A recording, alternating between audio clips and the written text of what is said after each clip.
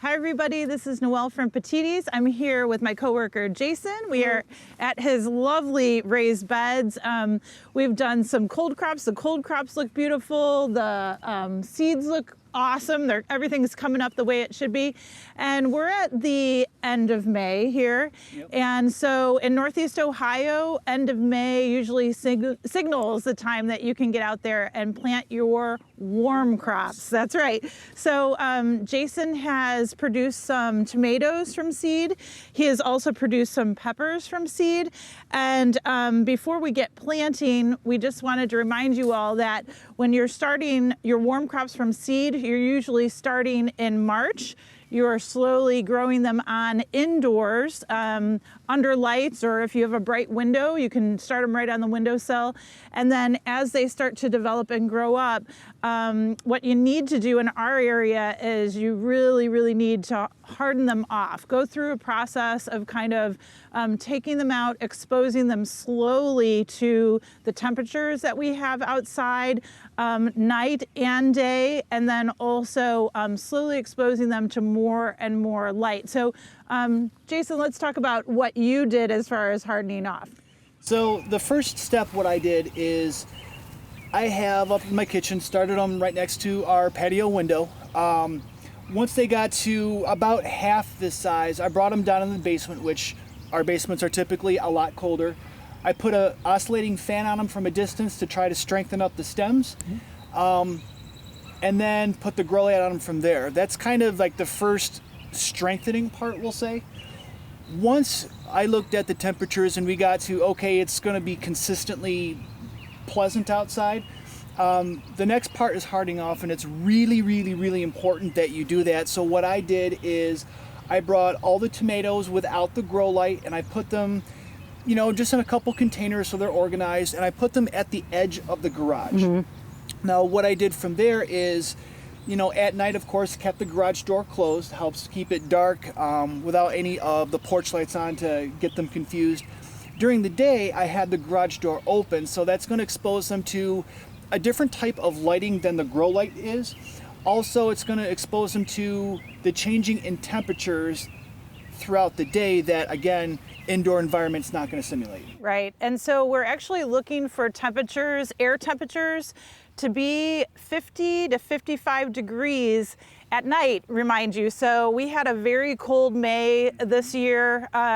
So as those air temperatures increase, 50, 55, continue to slowly increase, that's really the temperatures that we're looking for, that you can safely set your warm crops outside. So you do need to watch for that. And of course, in raised beds, they're like big containers. So the soil here is heating up way faster than your ground soil temperature. So it's a great advantage to grow in containers or raised beds like this, because your soil's heating up faster. So that means that your plant material is really gonna establish quicker for you too. So we're ready to plant today. We're gonna be planting some tomatoes and peppers, again, that Jason has hardened off, so they're ready to go. If you come to the garden center, we already grow our vegetables pretty cold, if you will. So they're pretty sturdy, pretty tough plants. They've already been basically hardened off for you. But again, you've got to watch out for the air temperature, because if it drops below 50, they're going to have a problem, and they should be fine after that point. Okay, so we're going to get planting. All right, let's go. Okay.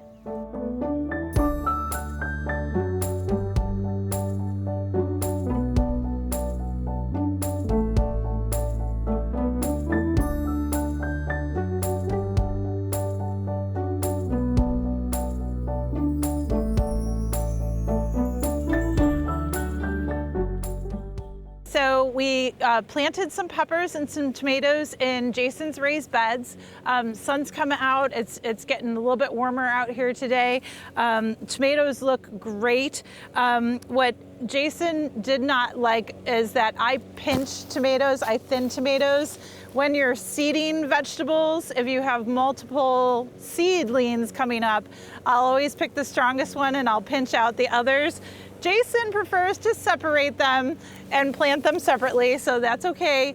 Everybody's different. Some people can thin, some people can't. And then before we started planting the tomatoes, we did apply Garden Tone. So Garden Tone is going to be that organic, slow-release granular food for your garden. I imagine Jason, he fertilizes quite regularly. So will you apply Tomato Tone later? Yeah, what I'll do is, the Garden Tone to me is a great starter. I switch over to Tomato Tone when I start doing my regular applications. In a raised bed, I'm probably doing it about every 3 to 4 weeks. Yeah. If we get a really heavy rain for a couple days like we've had this past week, I'll probably do it a little bit sooner. The Tomato Tone for me, I like because it has a little lower nitrogen, which is better for your tomatoes, higher calcium, which is also better for your tomatoes, peppers, cucumbers, your squash, etc. Yeah, so about 4 pounds or 3 pounds, I think it said on the package, per 50 square feet, okay? So we kind of covered the area, dug in. When we planted these plants, Jason had grown them in peat pots, and the great thing about peat pots is that you can plant the pot and the plant, everything can go in the ground. And then with tomatoes, we tend to plant them deeper, remove the bottom leaves, plant them deeper, let your top leaves stick out, and then sort of mound them. And it's really good to mound all of your veggie plants, trying to keep them higher so the water will drain away. The root system will move down into the mound and into the soil. And then when you start to irrigate, you irrigate at the lower points, at the valleys, if you will, so that the water will move down towards the root system. And you're not necessarily watering the plant itself, because that can create a lot of disease and leaf issues, spots, and so forth. So we've got tomatoes planted, we've got peppers planted, and we're gonna be doing more. We got some super cool Chinese heirloom beans. We got some Chinese winged beans that are, the cool factor is 10 out of 10. So Jason is going to be busy today. Yep. Enjoy.